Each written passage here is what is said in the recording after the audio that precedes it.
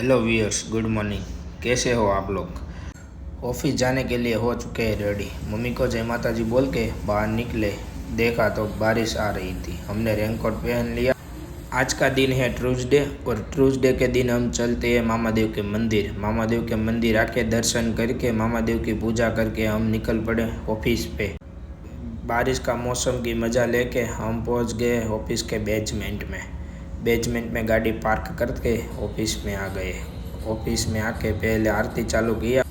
माता जी और शिव जी को फूल हार चढ़ा के दिवाबत्ती चालू किया। दिवाबत्ती करके बाद हम हमारा काम किया। कोरोना लाइट में आप सभी का स्वागत है।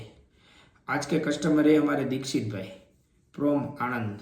दीक्षित भाई ने रिपीट ऑर्डर दिया है क्योंकि उसके अंकल को हमारी रिंग बहुत ज़्यादा पसंद आई, इसलिए दीक्षित भाई ने रिपीट ऑर्डर दे दिया है। यह रिंग पूरा 9 to 5 सिल्वर में है। इसमें मोजोनाइट डायमंड यूज़ किया है। डायमंड 207 पीस है।